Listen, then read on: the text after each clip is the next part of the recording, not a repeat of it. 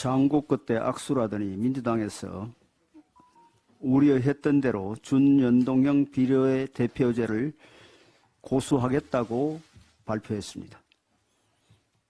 이는 운동권 개딸 선거연합으로 당대표 방탄을 계속하겠다는 것이며 압도적 다수의 민주당에 의해 입법 폭주로 얼룩진 최악의 21대 국회에 이어 22대 국회에서도 민주당이 운동권 정당들과 손잡고 의회 독재를 계속해 나가겠다는 선언입니다.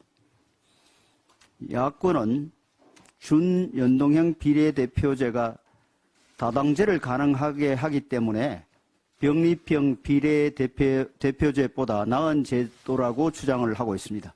그러나 국민이 이해할 수 없는 선출 방식을 거쳐서 결과만 다당제가 된다면 이것은 이론의 껍데기로 국민을 속이는 일에 지나지 않습니다. 독수독과라고 잘못된 선거 제도라는 나무에서 민주주의의 열매가 열릴 수 없습니다. 준연동형 비례대표제의 산물인 21대 국회에서 민주주의가 조금이라도 발전했는지 민주당은 답을 해보시기 바랍니다. 22대 총선에서도 야권 정당들이 준위성정당, 통합형 비례정당이라는 말장난으로 비례의석을 나눠갖고 이를 매개로 짬짬이 공천으로 지역구 거래까지 한다면 민주주의는 지금보다도 더 심하게 퇴행할 것이 분명합니다. 민주당의 변명 중에서 가장 기가 막힌 내용은 위성정당 금지법 노력이 여당의 반대로 실패했다는 것입니다. 여당은 지속적으로 위성정당 탄생 자체가 될 수 없는 선거법을 주장해 왔습니다. 그리고 민주당이 지금까지 과반 이상의 의석을 가진 민주당이 마음먹은 법안을 한 번도 통과시키지 못한 적이 없습니다. 21대 국회 내에 압도적 다수 의석으로 무소불위의 형포를 부리며 입법 폭주를 일삼던 정당이 갑자기 이 무슨 약자 코스프레인지 모르겠습니다. 위성정당 방지법도 마음만 먹으면 충분히 통과시킬 수 있었는데 그 책임을 소수 여당에게 뒤집어 씌우는 언변이 참으로 졸렬합니다. 멋지게 지면 무슨 소용이냐 식의 선거할 주판 튕기기와 내분 때문에 준연동형에서 병립형으로, 병립형에서 권역별로 갔다가 다시 준연동형으로 회귀한 것을 온 국민이 다 알고 있습니다. 이번에 투표용지는 과연 몇 센치나 길어질지, 지난 총선의 쌍둥이 버스에 이어 또 어떤 황당한 꼼수가 행해질지 누구도 예측하기 어렵습니다. 위성정당의 탄생은 한국 민주주의 역사에서 최악의 퇴행입니다. 성숙한 민주주의라면 아주 부끄러워야 할 정치 후진성의 징표입니다. 과연 위성정당이 난립하고 후진적 선거운동이 벌어지는 상황에서도 민주당에서 멋지게 이기는 길이라는 말이 나올지 지켜보겠습니다. 우리 당은 국민이 알기 쉽고, 다시 하겠습니다. 우리 당은 국민이 알기 쉽고 민심이 그대로 선거 결과에 반영되는 선거법을 위해 국민과 함께 싸우겠습니다. 의대 정원 규모 발표를 앞두고 의사협회 등 의사단체의 적지 않은 반발이 예상이 됩니다. 의협은 어제 설문조사 결과를 발표해 집단 행동을 예고하는 한편 내부 결집을 유도하는 모습을 보이고 있습니다. 발표된 조사 결과에 따르면 의협 회원인 응답자의 81.7%인 3,277명이 의대 정원 확대에 반대했고 그중 절반가량이 반대 이유로 이미 의사 수가 충분하기 때문이라고 응답했습니다. 추운 겨울 아픈 아이를 덜쳐 업고 소아과로 오픈런을 하는 어머니와 응급실 뺑뺑이 끝에 사망한 환자 유가족의 얼굴을 마주하고서도 과연 의사 수는 이미 충분하다고 이야기할 수 있는지 궁금합니다. 한 의사단체에서는 국내 의사 수조가 부족하다는 연구 결과를 낸 한국보건사회연구원을 대상으로 소송을 제기하기도 했습니다. 소송을 제기한 의사단체는 연구원이 잘못된 계산법과 자의적인 해석으로 추계 결과를 의도적으로 왜곡했다고 주장했습니다. 그렇다면 한국 의사 수가 1000명당 2.12명으로 OECD 평균 3.69명보다 1.57명 작으며 프랑스와 일본과 비교해도 2만 내지 5만 명이 부족한 것으로 나타난 OECD 보건 통계는 어떻습니까?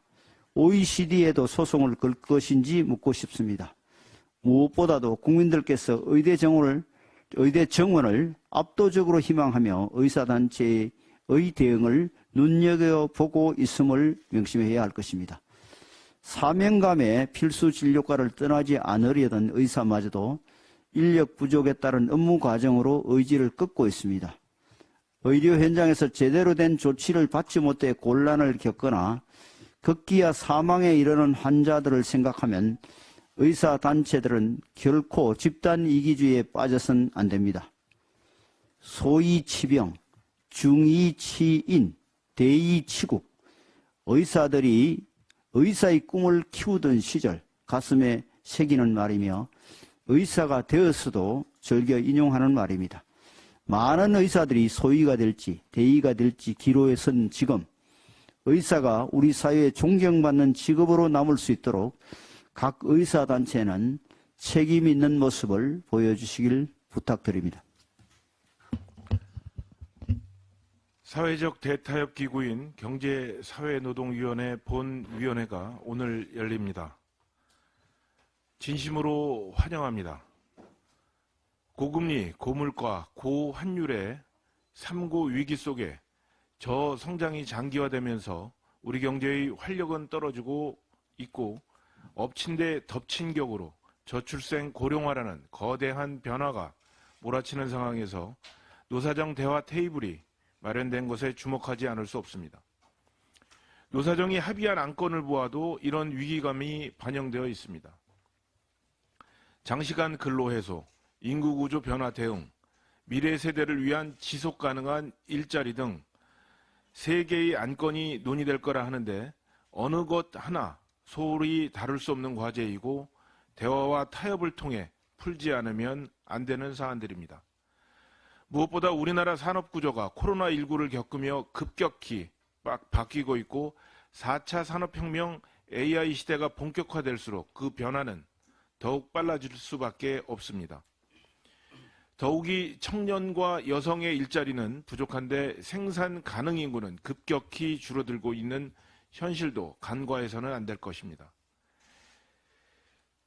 심각한 일자리 미스매치 상황을 해소해야 하고 생산성을 높이는 방향으로 일하는 방식을 바꿔야 할 것입니다.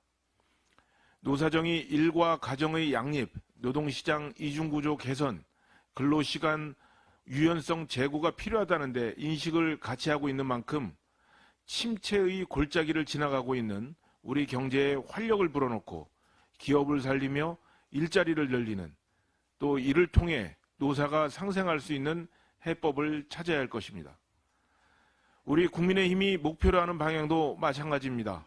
우리 당은 1호 공약으로 저출생 문제 해결을 내세우면서 일하는 문화가 바뀌지 않으면 안 된다고 강조한 것도 이 때문입니다.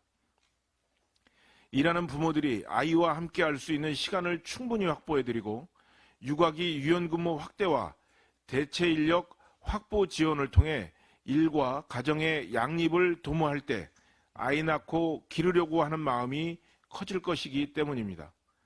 모쪼록 오늘 노사정 대화의 장이 열린 만큼 경제 주체 모두가 대승적 관점에서 임하고 당면 과제를 슬기롭게 해결해 나가기를 기대합니다. 집권 여당인 우리 국민의힘도 정책과 입법, 공약으로 적극 뒷받침하겠습니다. 위성정당 방지법을 시작으로 정치개혁에 고삐를 조이겠다. 비례대표제 왜곡하는 위성정당 반드시 금지해야 한다. 다름 아닌 더불어민주당 이재명 대표의 말입니다. 그런데 총선 불과 65일 남겨놓고 자신의 말을 뒤집었습니다. 위성정당 만들겠다는 말 한마디면 될 것을 통합형 비례정당이니 준위성정당이니 장황한 수사를 늘어놨습니다. 엎어치나 매치나 결론은 마찬가지입니다. 긴 말 붙인다고 개혁이 되지는 않습니다. 이미 실패한 제도를 고집하는 이유는 이재명 대표가 스스로 밝혔듯이 야권 야합을 위한 것입니다. 4년 전 군소정당 시민단체와 야합해서 누더기 선거법을 만든 것도 모자라서 또다시 실패한 제도를 앞세워서 표만 얻겠다는 셈법입니다. 국민들이 이번에도 묻지마 투표를 하게 생겼습니다. 우리 국민의힘은 일관되게 준연동형 비례대표제의 문제점을 지적하고 반대해왔습니다. 이를 아시는 국민들은 이재명 대표의 여당 탓이 황당할 것입니다. 국민의 일꾼을 뽑는 선거 제도가 특정인에게 좌우되는 것도 문제지만 자신의 말을 뒤집으면서도 끝내 여당 탓을 하는 거대 야당 대표의 모습은 사라져야 할 구태로 기록될 것입니다. 오는 4월 10일이 이 같은 구태 정치에 대한 심판의 날이 되길 바랍니다.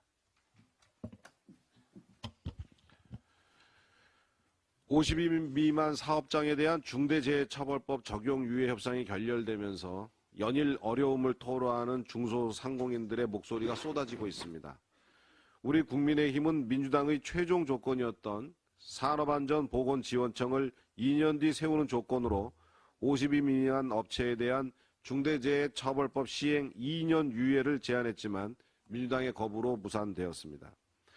당과 정부가 복합적인 경제위기 속에서 중대재해처벌법 시행에 따른 중소상공인들의 어려움을 덜어주기 위해 민주당의 제안을 전향적으로 수용했지만 민주당은 이 제안마저 걷어차버린 것입니다. 기회 있을 때마다 민생 입법이라면 여당에 적극 협조하겠다던 민주당의 말은 그저 정치적 수사에 불과했던 것입니까? 지금 동네 식당, 빵집, 심지어는 농업, 어업에 종사하고 있는 농민, 어민까지도 혹시라도 중대재해처벌법으로 처벌받게 되는 것은 아닌지 불안해하고 있습니다.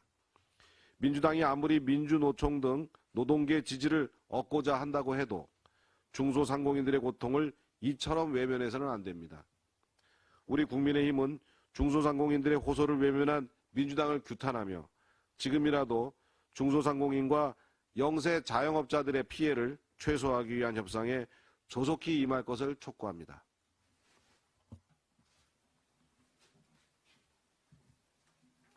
오늘 발언한 기재도 항상 적편이 좀 많은 이쪽부터 하십시오. 예.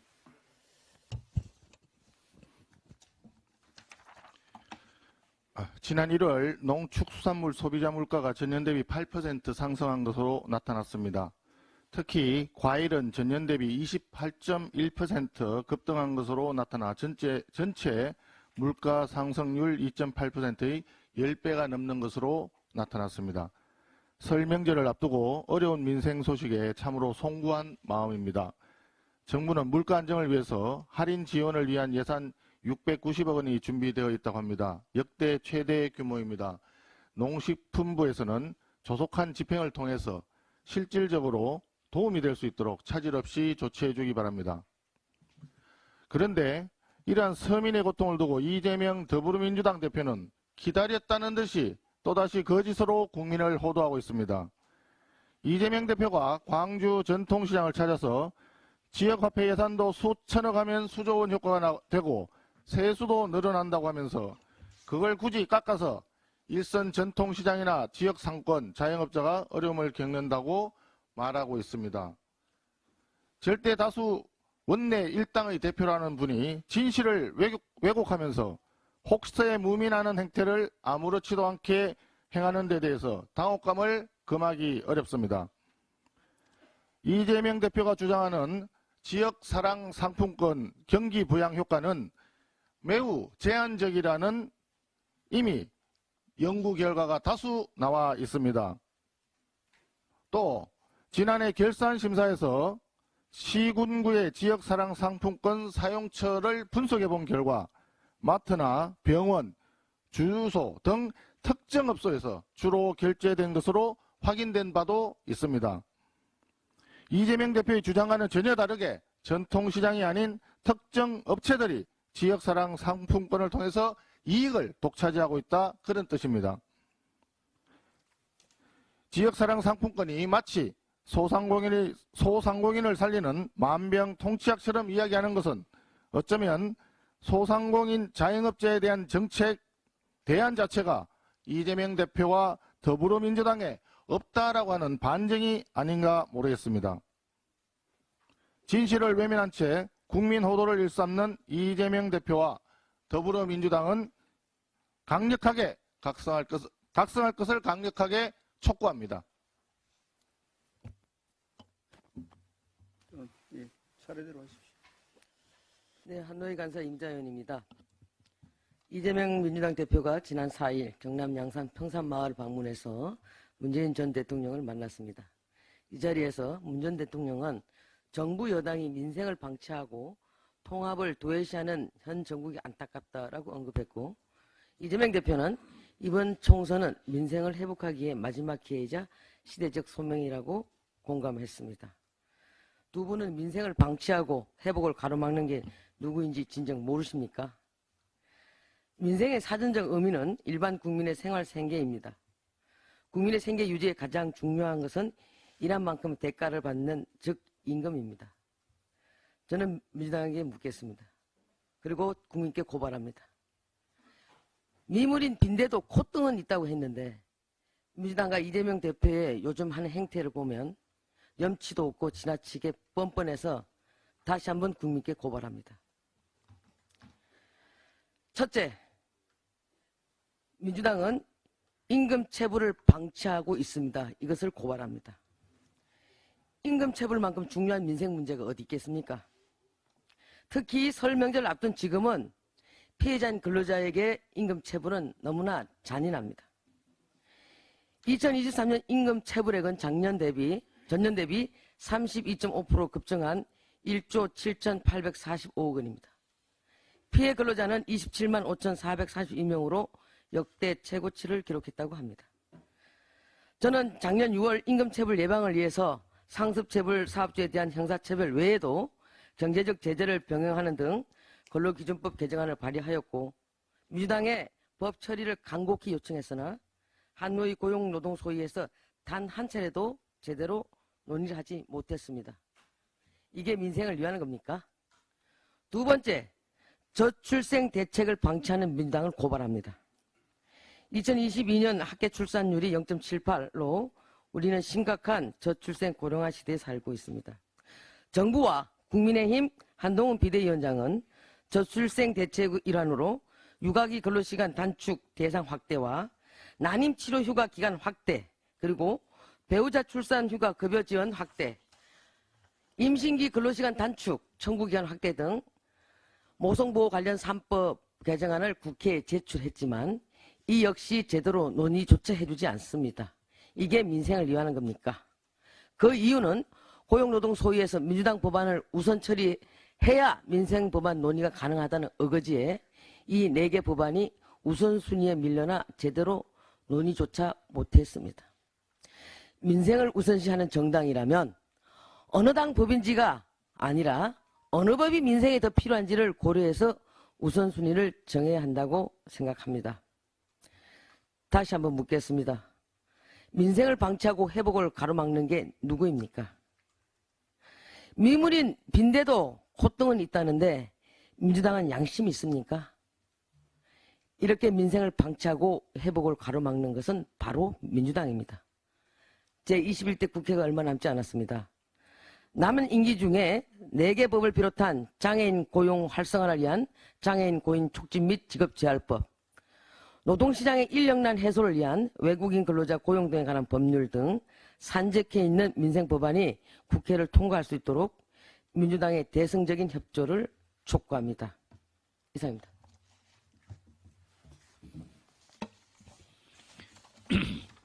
어제 발표된 여론조사에서 우리 국민의 91%가 북한의 비핵화가 가능하지 않다고 답했습니다.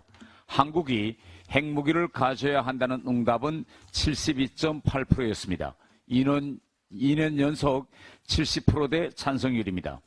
워싱턴 선언 등을 통한 미국의 확장 억제 강화 약속에서 불구하고 북한에 대응하려면 한국도 핵을 가져야 한다는 여론이 여전히 높게 이어지고 있습니다. 미국이 유사시 본토가 공격받을 가능성을 감수하며 한반도에 관여할 거란 응답은 39.2%, 지난해보다 12% 떨어졌습니다. 문재인 대통령과 민주당이 2018년 4.27 판문점 비핵화 쇼를 만들어 2018년 지방선거를 싹쓸이하고 2019년 하노이 회담 결렬 후에도 김정은에게 비핵화 의지가 분명 있다고 계속 거짓 보정을 서면서 2020년 21대 총선에서 다수 의석을 차지해 입법 독재의 기반을 마련했으나 지금에 와서 북한의 비핵화를 믿는 국민은 얼마 없습니다. 문재인 전 대통령과 당시 외교안보수장들에게 묻겠습니다. 지금도 김정은에게 비핵화 의지가 분명 있다고 말할 수 있습니까? 지금의 민주당 이재명 대표에게도 똑같이 묻고 답을 기다리겠습니다. 북핵 위협을 억제하고 해결하는데 현 단계에서는 한미일의 튼튼한 안보 공조가 우선순위입니다.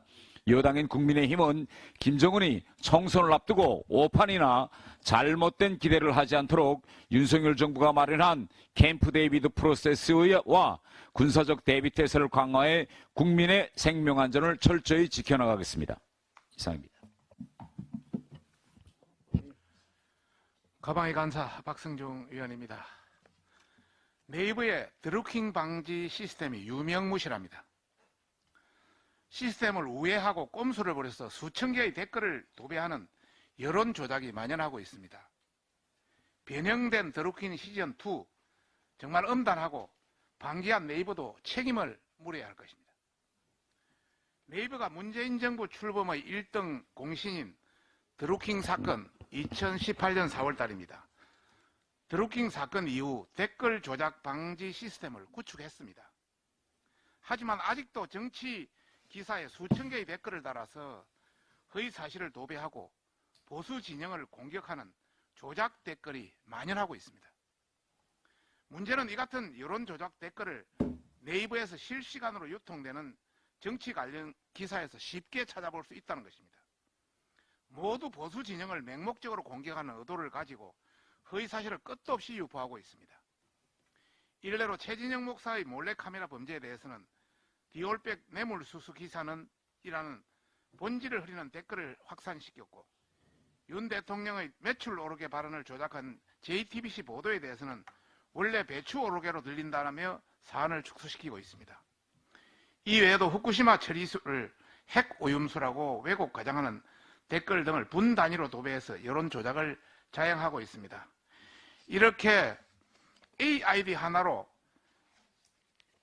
위에는 가렸습니다만 4,373건 5일 일주일 이내로 한 겁니다. 4,373건이 이렇게 되어 있고요.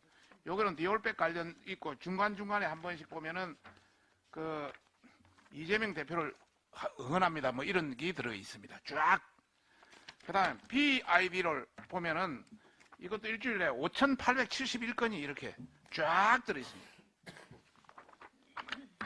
CID를 보면은 이거는 32,000개가 들어 있습니다. 일주일 만에. 이러니 어떡하겠습니까? 뭐 D도 있습니다. 이렇게 이 댓글 내용도 대부분 다 모두가 허위사실 유포입니다. 처벌 대상에 해당합니다. 참고로 이거는 4개의 샘플을 분석한 건데 이것은 빙산의 일각일 뿐입니다. 반면 이재명 대표의 총선 출방 소식에는 따지지도 않고 이재명 대표 파이팅 응원합니다는 댓글을 확산시키고 있습니다. 이 댓글만 봐도 이재명 지지자라는 것을 쉽게 알 수 있습니다. 이에 대해 네이버는 2018년 드루킹 사건 이후에 아이디 하나에 기사 한 개당 3개의 댓글을 제한하고 있습니다. 댓글은 각 언론사 소관이다라며 책임 떠넘기를 하고 있습니다. 다시 한번 말씀드리면 하나의 아이디에 기사 1개당 3개의 댓글을 제한하고 있다. 댓글은 언론사 소관이다. 이렇게 주장하고 있습니다.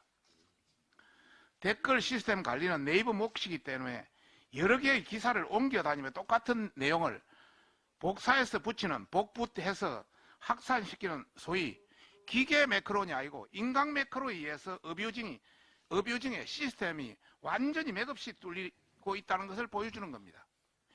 인간 매크로에 의해서 얼마든지 가능하다 이런 걸 나타내는 것입니다.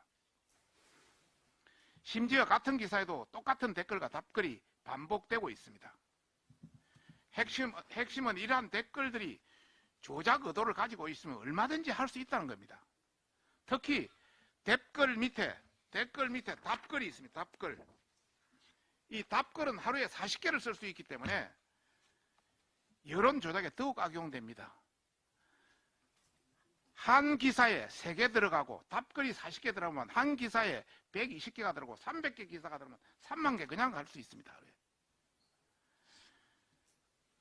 국민은 드루킹이 네이버에 게시된 기사 7만 6천 건에 8,840만 건의 댓글과 공감을 수를 조작해서 문정부를 당생시킨 것을 잘 알고 있고 그 트라우마를 가지고 있습니다. 이에 네이버도 사회적 지탄 대상이라는 것을 정말 잊지 말고 뉴스와 댓글 영역이 공론의 장 역할을 해야 한다는 것을 명심해야 할 것입니다. 그러나 네이버는 이 문제를 뻔히 알면서도 이용자 늘리기만 열을 올리고 결국 광고입니다. 이 수익입니다. 그래서 네이버에 책임을 물을 수밖에 없는 것입니다. 네이버에 강력히 경고합니다. 지금 이 순간에도 드루킹보다 더한 댓글 조작을 자행해서 선거전 여론 조작을 자행하라는 세력들이 많이 있습니다. 즉시 정치 관련 댓글을 전체 검수하고 어뷰징 행위로 작성된 댓글들이 더는 여론 조작을 할 수 없도록 조치해야 할 것입니다. 대한민국 국민이면 대한민국 기업이면 해야 할 것입니다. 민주당과 좌편향 댓글 조작 세력들에게 강력히 경고합니다.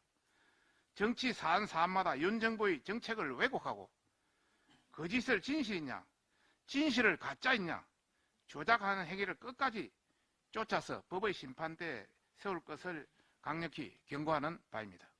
이상입니다. 예, 기재위 간사 유성걸 의원입니다. 오늘은 우리 제조업 생산 관련돼서 한 말씀 드리겠습니다.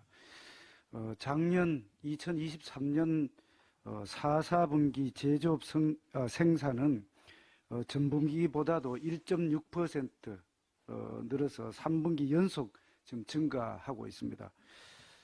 통계청 발표, 어제 통계청 발표입니다. 특히 이 반도체 수출이 살아나면서 우리 경기가 회복되는 듯한 그런 상황을 보이고 있습니다. 한국 경제의 기둥인 반도체 산업이 살아나는 것은 아주 분명하게 좋은 소식입니다. 다만 반도체를 제외한 나머지 제조업은 사실상 아직까지 회복세가 더디고 계속 뒷걸음치고 있어서 우려의 목소리가 나오는 상황입니다. 지난해 4분기 반도체를 제외한 제조업 생산이 전분기보다도 0.9% 감소를 해서 3분기 연속 지금 감소하고 있는 그런 상태입니다. 반도체를 제외한 다른 제조업이 아직까지 침체의 터널에서 벗어나지 못하고 있다는 상황입니다. 특히 전기차 재고 조정 등으로 해서 2차 전지 생산이 8년 만에 지금 감소를 하고 자동차 부품사 파업 등으로 인해서 작년 12월 광공업 생산 확산 지수가 12개월 만에 가장 낮은 수치를 나타내고 있습니다. 특히 미국발 고금리가 예상보다도 장기화되고 있다는 그런 평가 또 그런 전망이 나오고 있습니다. 그래서 우리 경제를 둘러싼 환경이 아직까지는 위험한 요소에 많이 노출되어 있다 이렇게 볼 수 있겠습니다. 반도체 중심의 나홀로 성장만이 우리 경제를 끌어갈 수는 없겠습니다. 그래서 우리 산업 전체가 살아나고 살아나야 고용시장이 활성화되고 내수 회복으로 이어질 수 있겠습니다.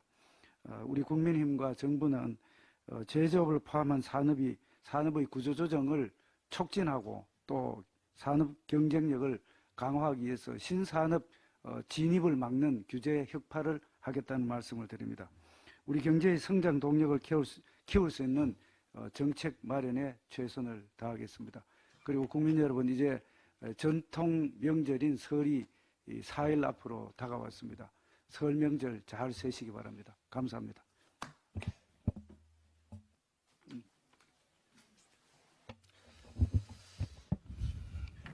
예, 설 명절이 4월 앞으로 다가왔습니다. 설 명절을 앞두고 묻고 싶습니다. 누구를 위한 야당입니까? 또 뭐하는 야당입니까? 예, 이 선거법, wen동형 비례대표제, 예, 이게 어떤 겁니까? 제가 공천 신청 서류를 작성하다 보니까 질문지에 제가 수사받은 적이 있느냐? 예. 또 처분 받은 적이 있느냐? 제가 기소유예 처분을 받았답니다. 동료 의원님들은 아직도 또 재판을 받고 계십니다. 지난 패스트트랙 투쟁 과정에서 말도 안 되는, 지금 지나고 보면 코미디 같은 공수처법, 준연동형 비례대표제, 이것 때문에 정치권을 그야말로 아수라장을 만들어 놓고도 반성은커녕 또 그대로 가자는 겁니까? 기가 막힙니다. 또 설 연휴 밥상머리에 제일 큰 게 뭘 겁니까? 중대재해기업처벌법. 예, 결국 이게 기업들 공포 주기, 또 그야말로 서민들 실직 조장법 아닙니까? 전 기가 막힙니다. 저는 이번 준연동형 비례대표제야말로 의성정당을 통한 꼼수 정치의 그야말로 결정판이고, 저질 정치인 등용문, 정치 혐오 조장 통로, 그야말로 또 이제는 투표용지가 줄줄이 기차표 투표용지 되지 않겠습니까? 국민들께서 투표하시면서 뭐라고 그러겠습니까? 정말 이 코미디 같은 이 꼼수 정치 좀 제발 중단하십시오. 그리고 이번에 중대재해기업처벌법, 이게 단순히 노동자를 위한 겁니까? 사실상 우리 작은 기업인들, 중소기업인들, 자영업자, 소상공인들 정말 공포스러워서 기업 운영하시겠습니까? 채용하시겠습니까? 결국은 5인 미만으로 줄이다 보면 결국 일자리 잃는 분은 누굽니까? 서민들 아닙니까? 제발 이렇게 실직 조장법, 기업인 공포 조장법, 제발 다시 빠른 시간 내라도 중대재해기업처벌법 유예 안 빨리 좀 통과시켰으면 좋겠습니다. 예상입니다.